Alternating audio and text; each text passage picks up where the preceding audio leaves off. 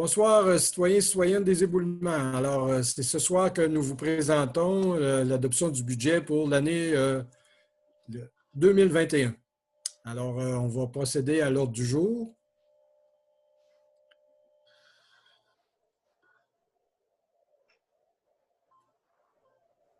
Alors, lecture et adoption de l'ordre du jour, résolution pour la tenue de la séance à huis clos, présentation du budget 2021, adoption du budget 2021. Numéro 5, c'est avis de motion règlement ayant pour objet de fixer le taux de taxe foncière ainsi que les tarifs de compensation pour les services municipaux. Présentation du projet de règlement 239-20 ayant pour objet de fixer le taux de taxe foncière ainsi que les tarifs de compensation pour les services municipaux. L'item 7, c'est avis de motion règlement régissant les comptes de taxes. 8, présentation du projet de règlement 240-20 établissant les comptes de taxes. Et 9, levée de l'Assemblée. Alors, est-ce que j'ai un proposeur pour cet ordre du jour pour la présentation du budget? Je vais le proposer. J'ai Mme Sylvie Bolduc. Est-ce que tout le monde est d'accord? Oui. Oui. Merci. Oui. Alors, spécialement encore à cause de la que vous connaissez à cause de la pandémie, la COVID-19, bien, il y a une résolution à l'effet que le Conseil de ce soir, en fait, même si c'est une séance pour le budget, on doit adopter une résolution à l'effet que cette séance est tenue à huis clos, alors sans public, pour les raisons que je viens de vous donner. Est-ce que j'ai un proposeur pour cette séance à huis clos? C'est Jimmy qui a parlé, oui? Oui. OK. C'est M. Jimmy Perron. Est-ce que tout le monde est d'accord? Oui. Merci. Alors, nous allons vous présenter le budget 2021 de la municipalité. Alors, les prévisions, d'abord, on commence par les prévisions budgétaires par rapport aux venus. Alors, les taxes foncières cette année, c'est qui nous rapportent 2 208 467. Les taxes de service de 602 927. Les tenants lieux de taxes, c'est des lieux de taxes, c'est des taxes par rapport aux édifices municipaux ou provinciaux. Alors, on en a pour 11 040 $. Autres revenus pour 225 024. Et les transferts de différents programmes pour 116 126. Alors, le budget de cette année est de 3 163 584, soit une augmentation comparé au budget de 2020 de 211 174, ce qui donne une augmentation de revenus de 7,15 %.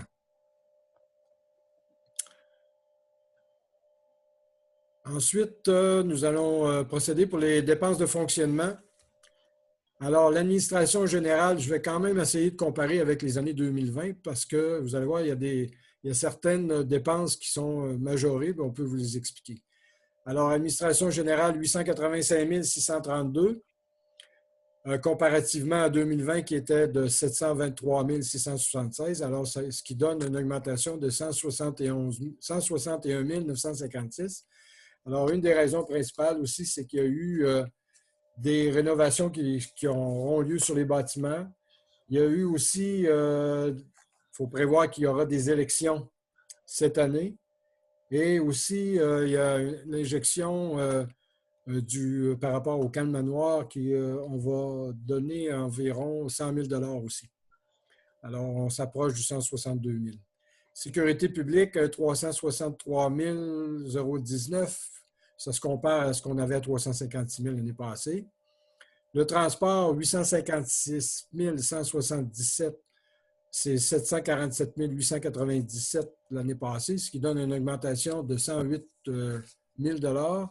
C'est principalement dû à la voirie, puis c'est principalement dû aussi au contrat de déneigement qu'il y a eu de nouveaux appels d'offres.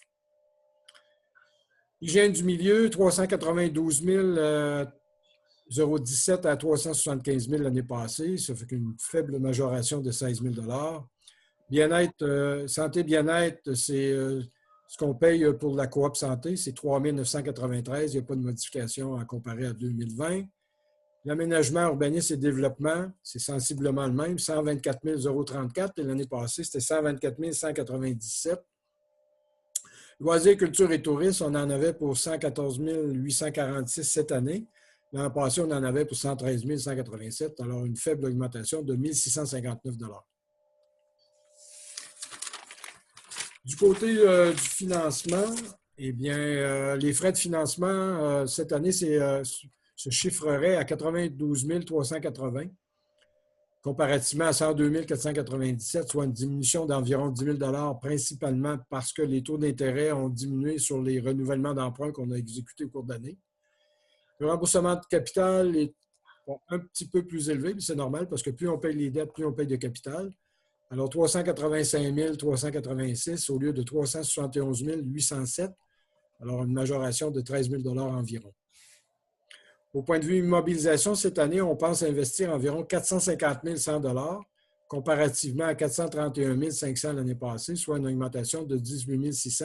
Un petit peu plus loin, on va vous expliquer un peu dans quel domaine se chiffrent les immobilisations.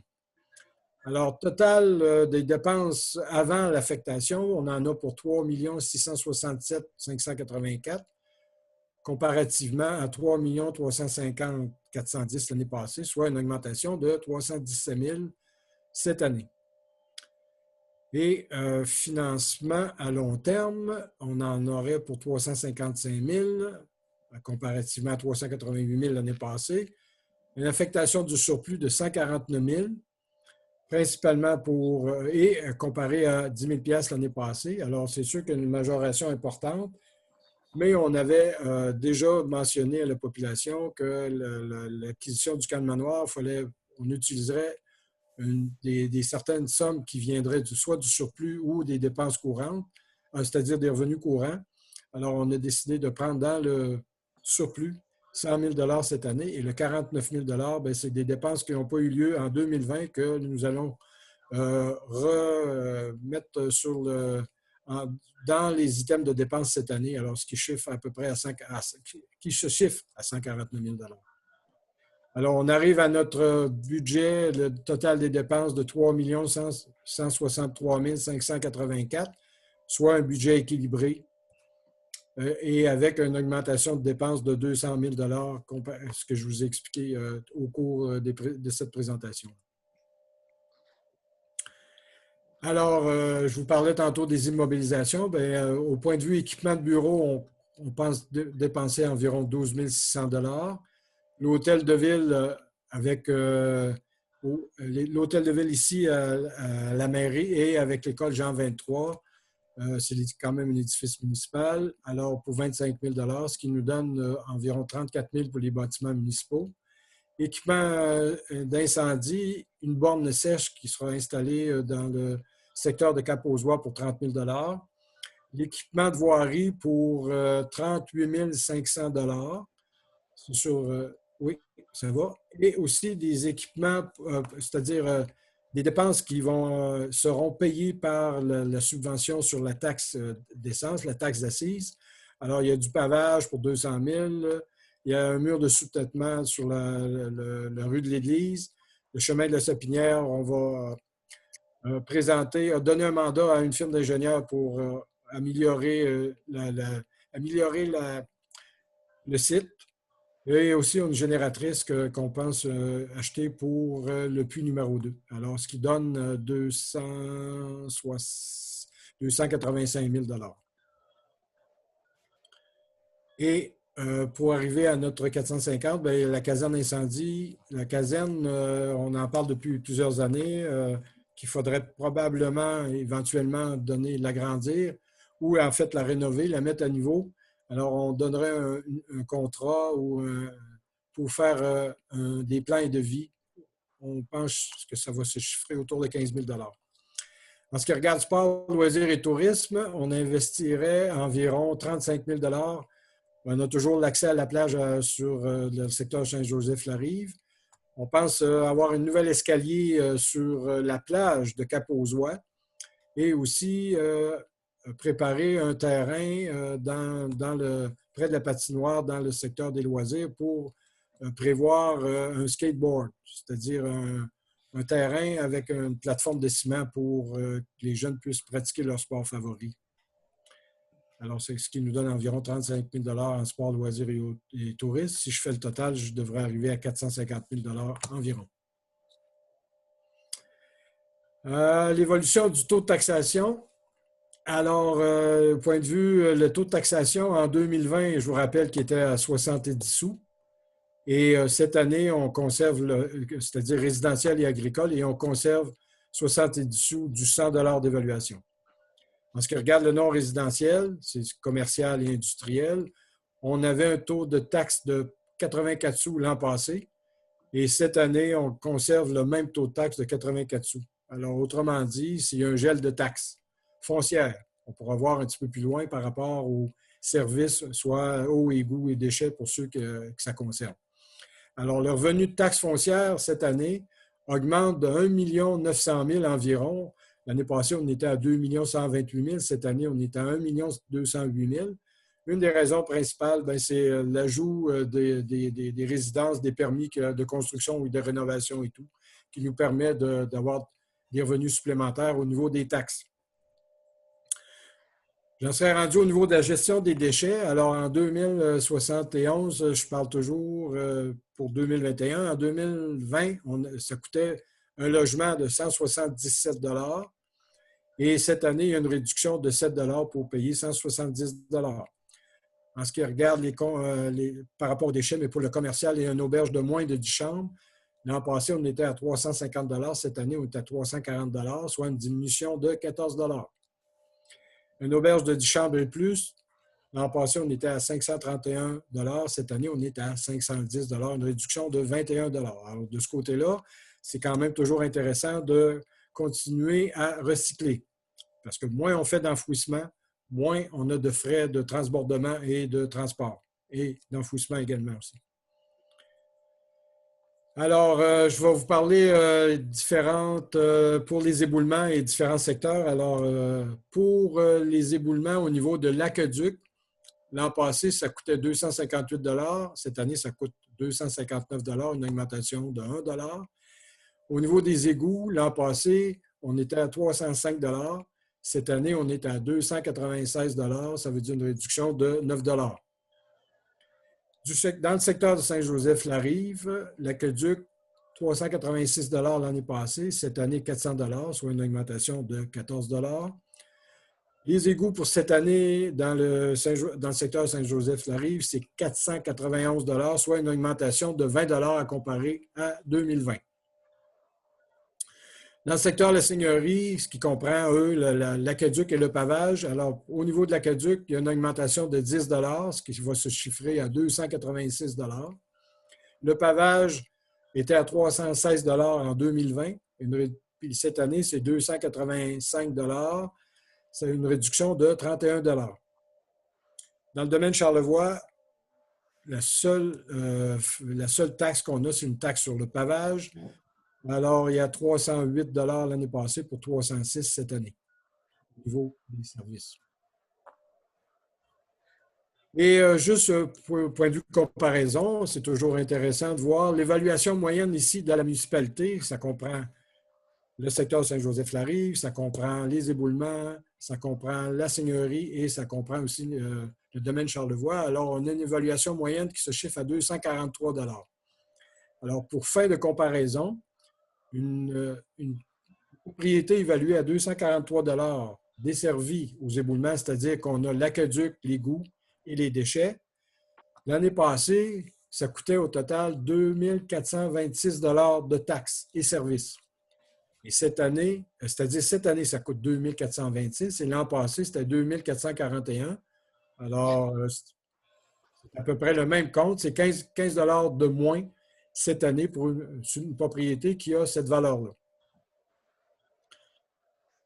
Et maintenant, une charge pour le même type de propriété, mais une propriété qui est non desservie, c'est-à-dire qu'on paye seulement que les déchets et le foncier. Alors, cette année, le compte de taxes serait de 1 871 $. Et en 2020, il était de 1 878 $, soit une réduction de 7 $. Alors, même si on a gelé les taxes, il y a quand même des réductions au dépendant des services qu'on offre, dépendant de où on se situe. Il peut y avoir des augmentations aussi, on va voir un petit peu plus loin, mais où on se situe dans la municipalité. Alors, une évaluation moyenne de charges fiscales, 253, 243. 453 dans la seigneurie. Ah, juste la seigneurie, oui, excuse. OK. Je suis dans le secteur de la seigneurie. Alors, point de vue foncier, avec l'aqueduc et les déchets, l'an passé, on payait 3 624 de taxes et services. Et cette année, la charge fiscale sera de 3 627, soit une réduction de une augmentation pardon, de 3 $. Alors, vous voyez qu'il y a très peu de marge d'augmentation, c'est 0,08 %. Alors, on peut dire que c'est à peu près le même montant que l'année passée. Du côté, toujours dans la seigneurie, on parle d'une propriété, évaluation moyenne pour un terrain, parce qu'il y a seulement que le foncier et l'aqueduc et le pavage qu'on peut payer, c'est non construit. Alors, l'an passé, on payait 1 256 $. Cette année, le propriétaire paiera pour 1 226 $, soit une diminution de 30 $, une diminution d'environ 2,4 %. On est rendu dans le secteur de Saint-Joseph-de-la-Rive, alors dans une propriété de 243 000 $ desservie, avec un taux de taxe de 70 sous, avec un aqueduc, avec les égouts et les déchets. Alors, le total des charges fiscales en 2021 pour le secteur de Saint-Joseph-la-Rive desservi par les services, 2 762, comparativement à 2 735 l'an dernier, soit une augmentation de 27 $. Une augmentation d'environ 1 %. Toujours dans le secteur de Saint-Joseph-la-Rive, 243 000 de valeur, propriété, une valeur moyenne. Alors, pour un terrain, c'est-à-dire pour une propriété, pardon, non desservie dans le secteur, c'est-à-dire qu'on a seulement que les déchets et le foncier, alors la charge fiscale sera de 1 871 $ en 2021 et l'an passé, c'était 1 878, alors une réduction de 7 $. Juste pour vous donner quelques statistiques, alors la valeur imposable actuellement, on atteint le 300 millions, on dépasse un petit peu, on est 300 431 900 $, comparativement à 290 340 000 $ l'année passée. Alors, c'est ce que je vous expliquais tout à l'heure, que le montant des taxes foncières avait augmenté, le budget avait augmenté parce que ça nous permet d'aller chercher des revenus supplémentaires dus aux contrats ou aux constructions qui ont eu lieu en cours de l'année 2020. Valeur non imposable, alors on en a pour 12 162 000, ça se compare à 12 presque 115 000 l'an passé. Alors, ce qui nous donne une valeur totale de 312 594 500, comparativement à 302 454 900 $ l'année passée. Au point de vue de l'endettement, on a une réduction de l'endettement, c'est-à-dire qu'on est rendu à un endettement de 2 629 000 environ, comparativement à 2 932 000 l'an passé. Alors, l'endettement par capita, on a eu une réduction. On est environ à 1 981 $ au lieu de 2 167. Ça, c'est important. C'est pour vous démontrer que la gestion de la municipalité au point de vue endettement ou en fait contrôle, est bien contrôlée. Et l'endettement par 100 $ d'évaluation, on aurait à peu près 85 sous ou à peu près 85 % par rapport à la valeur totale, c'est 85 sous comparativement à 97 sous l'an passé. Alors, si on a moins de dépenses et qu'on augmente la valeur imposable, c'est-à-dire notre valeur totale, c'est bien certain que notre endettement sur dollar d'évaluation diminue. Cette année, pour fin d'information pour la majorité d'entre vous qui nous écoutent, le permis de construction, l'année passée, c'est-à-dire des permis de nouvelle construction, on a eu cette année 23 permis de nouvelle construction. On a émis 247 permis comprenant les rénovations et tout. comparativement à l'année passée, à 23 nouvelles constructions, puis on a émis 238 permis au total. Au point de vue population, il y a eu une légère réduction, officiellement, ce qu'on voit dans les registres, les statistiques de Statistique Québec. On a perdu 26 personnes de la population. Il y a eu une réduction, autrement dit, de notre population de 26 personnes. Alors, c'est quand même assez stable. Et on verra peut-être pour 2021, mais il y a eu beaucoup de constructions de nouvelles familles qui sont arrivées. Alors, et aussi, on a eu quelques naissances. Alors, c'est sûr qu'il y a eu des décès aussi, malheureusement, mais je pense qu'on est quand même assez bien équilibré au point de vue de la démographie. Alors, c'est assez stable ici.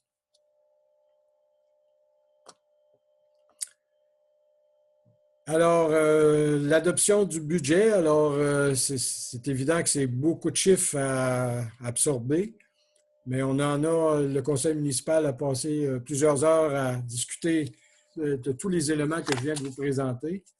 Alors, est-ce que j'ai un proposeur pour le budget de 2021? Je vais proposer, M. le maire.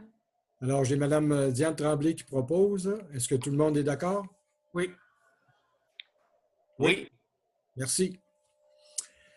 Alors, étant donné que le budget est là, on vous a parlé de taxes foncières, de l'estimé de la taxe. Alors là, il faut passer des règlements en fonction des montants qu'on vous a énumérés précédemment. Alors, avis de motion règlement ayant pour objet de fixer le taux de taxe foncière ainsi que les tarifs de compensation pour les services municipaux. Alors, qui propose l'avis de motion? Je vais en faire la proposition, M. le maire. J'ai M. Emmanuel Deschênes qui propose. Est-ce que tout le monde est d'accord? Oui. Oui. Merci. Merci. Donc, au prochain point, ce sera encore Emmanuel qui fera la présentation, étant donné que c'est lui qui a fait l'avis de motion. OK, qui fera la proposition. Alors, présentation du projet 239-20 ayant pour objet de fixer le taux de taxe foncière ainsi que les tarifs. Alors, je vais vous les présenter. Variété, alors, vous savez qu'on a une variété de taux de la taxe foncière générale. Les catégories d'immeubles pour lesquelles les municipalités fixent plusieurs taux de taxe foncière sont celles qui sont déterminées par la loi, à savoir catégorie des immeubles non résidentiels. On a une catégorie des immeubles industriels. On a une catégorie de terrains vagues desservis. On a une catégorie des immeubles agricoles et on a une catégorie des immeubles de catégorie résiduelle. Alors, c'est le taux de base. Alors, une unité d'évaluation peut appartenir à plusieurs catégories.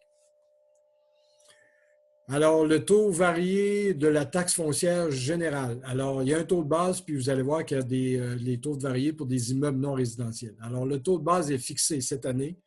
Vous l'avez vu dans le budget tantôt que je vous présentais, à 70 sous par 100 de la valeur réelle des biens immeubles imposables tels que portés au rôle d'évaluation en vigueur.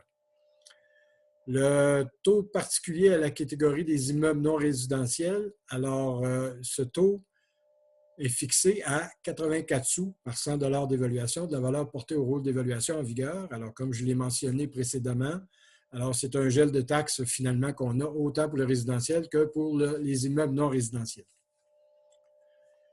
Alors, le taux particulier à la catégorie des immeubles industriels, alors c'est du non résidentiel. Alors, le taux particulier sera fixé à 84 du 100 d'évaluation porté au rôle d'évaluation en vigueur.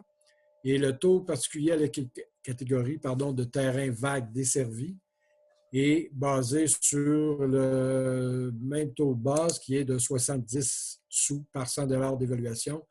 La valeur portée au rôle d'évaluation. Encore là, c'est un gel de la valeur de taux de taxe.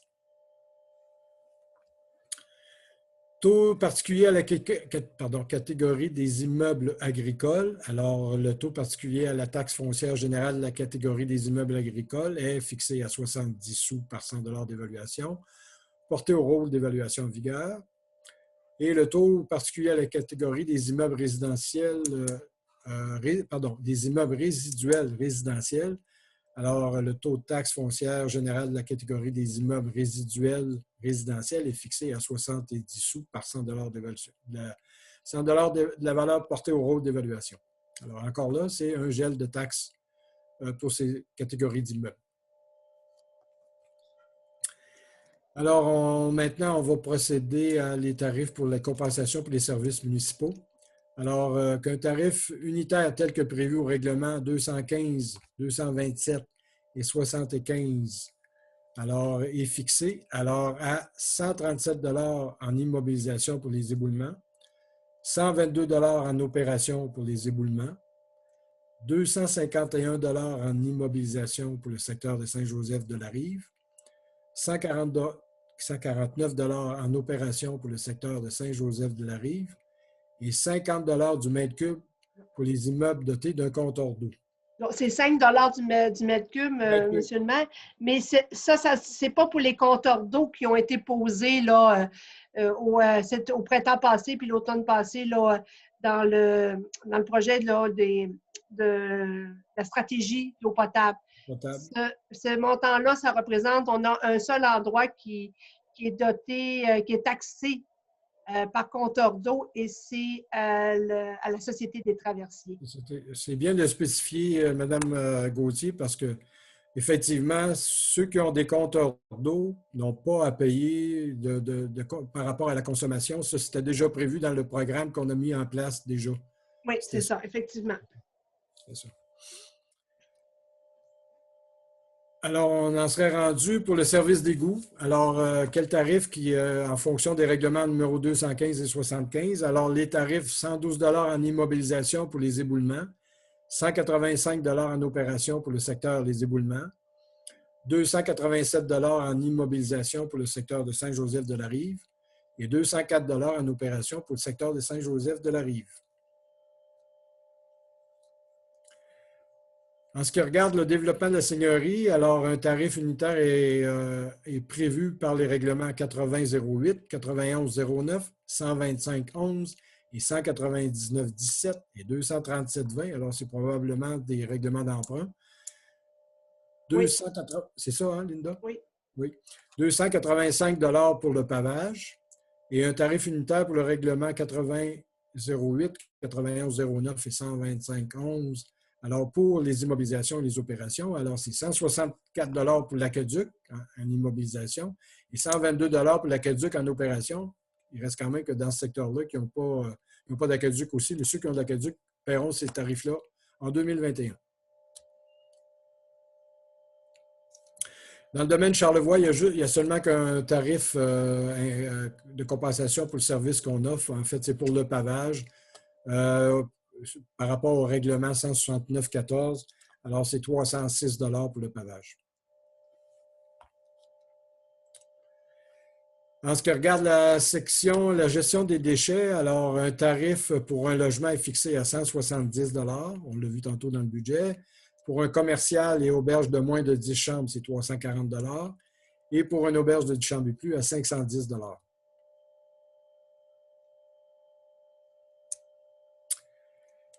Donc, on est prêt.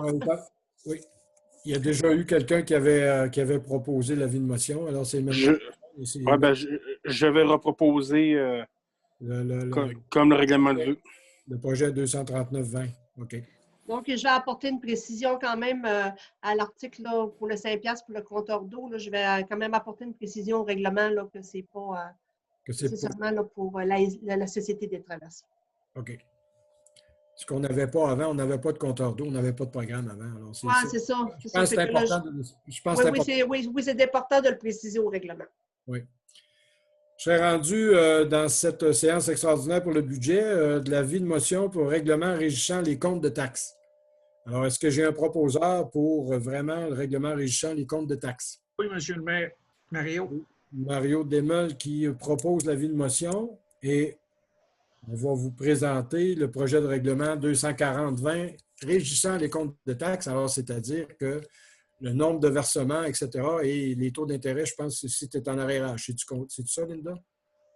Oui. 200, ouais, l'intérêt sur les arrérages, si vous vous souvenez, en mars dernier, on avait fait une modification de façon à ce que les taux de taxes soient fixés, que les taux d'intérêt soient fixés dorénavant par résolution. OK. C'est pour ça que cette apparaît pas, celui-là. Non, il n'apparaîtra pas. OK. Merci. Présentation du projet règlement 239-20 régissant les comptes de taxes. Alors, chaque fois que le total de toutes les taxes, y compris les tarifs de compensation pour les services municipaux, dépasse 300 $, bien, pour chaque unité d'évaluation, le compte est alors divisé par 4 versements égaux, dont le premier devient échéance 30 jours après la date de l'envoi du compte, le second 90 jours après le premier versement, le troisième versement 60 jours du deuxième versement et le quatrième 60 jours du troisième versement. Alors, ça nous fait 4 versements.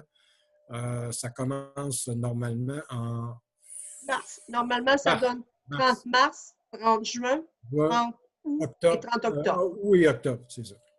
Effectivement. Alors, c'est Monsieur Desmeules qui... Il y a d'autres encore. Oui, il y a d'autres règlements à l'article 2. OK, merci. La prescription de l'article 1 s'applique également aux suppléments de taxes municipales ainsi qu'à toute taxe exigible suite à une correction ou un rôle d'évaluation. OK. L'article 3 spécifie que le Conseil décrète que lorsqu'un contribuable débiteur est en défaut d'effectuer un versement de ses taxes municipales, les intérêts ne sont imposés que sur le versement échu et le délai de prescription applicable commence à courir à la date de l'échéance de son versement. Oui, c'est ça. C'est-à-dire que si c'est le paiement de mars qui est pas fait, bien, les intérêts vont compter juste sur le mois de mars, mais pas sur le compte au complet. Il est par le présent règlement imposé des frais de 20 $ pour tout chèque émis à la municipalité et qui lui est retourné avec la mention sans provision ou pour tout autre motif pour lequel l'institution financière exige des frais d'administration. Alors, ça vous va? Là, j'ai terminé, je pense, oui, tous les articles concernant le règlement 240-20. Alors, c'est M. Desmeules qui avait proposé l'avis de motion. Alors, Mario, je pense que... Oui, reproposé. Va continuer à proposer l'avis du projet de règlement 240-20. Est-ce que tout le monde est d'accord? Tout le monde est d'accord? Merci. Bien, excuse, M. le maire, mais est-ce que c'est pas 239-20? Non, c'est 240-20. C'est dans la diapositive qu'il y avait une erreur. 239-20, c'est le règlement sur les compensations, puis 240-20, c'est celui des comptes de taxes. taxes. Oui, Pas de problème. C'est vrai. Mais moi, en tout cas, j'avais ça, mais tu avais une bonne... Non, moi, c'était sur la... La présentation, effectivement, j'ai vu sur la présentation qu'il y avait une petite problème. coquille qui s'est glissée là. Oui. Merci de la vérification. Questions de l'Assemblée, malheureusement, à moins que vous ayez des questions de l'Assemblée, vous pouvez toujours les poser, nous les faire parvenir, mais vous allez avoir les réponses juste au niveau conseil municipal des séances ordinaires qui va avoir lieu au mois de le 15 de janvier, si je me trompe. Non, le 11 de janvier. 11 de janvier. Le 11 de janvier. Oui. Est-ce que j'ai un proposeur sur la levée de l'Assemblée? Je vais proposer, M. le maire. Merci. M. Emmanuel Deschênes propose. Est-ce que tout le monde est d'accord? Oui. Oui. Merci. Oui. Alors, en fait, la population connaît exactement les dépenses qu'ils auront à prévoir dans leur budget au niveau des comptes de taxes et services. Alors, je remercie tous les conseillers qui étaient présents pour l'adoption de ce budget, ce dernier budget de notre mandat de 4 ans. Effectivement, il y aura des élections en novembre 2021. Alors, c'est ce conseil municipal-là qui a préparé ce dernier budget.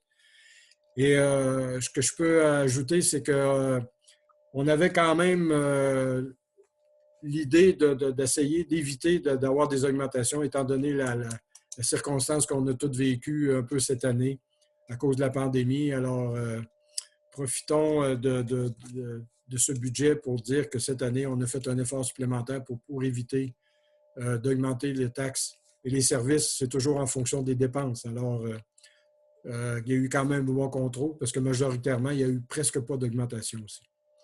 Alors, j'ai dit bonsoir à tous. Merci. Peut-être, Monsieur le maire, qu'on pourrait souhaiter un joyeux Noël à tous nos citoyens et une bonne année, parce que, je veux dire, on va se revoir seulement en janvier. Et que tout le monde doit faire attention, justement, pour, en tout cas, se garder en santé, premièrement, d'en profiter pour aller marcher, pour aller prendre l'air. Et c'est sûr que les gens ne pourront pas se voir, se visiter. mais ils pourront au moins faire des activités avec leurs proches. C'est un très beau message. Je pense que je suis complètement d'accord avec toi et vous aurez la chance de lire le message aussi qui va sortir avec l'écho au cours de la semaine que vous verrez dans votre boîte à mal pour l'année 2021. Effectivement, je pense que la majorité des membres du conseil ici vous souhaitent joyeuses fêtes et une meilleure année 2021 que 2020. En tout cas, on le souhaite pour tout le monde, pour toute notre collectivité. Merci. Merci bien.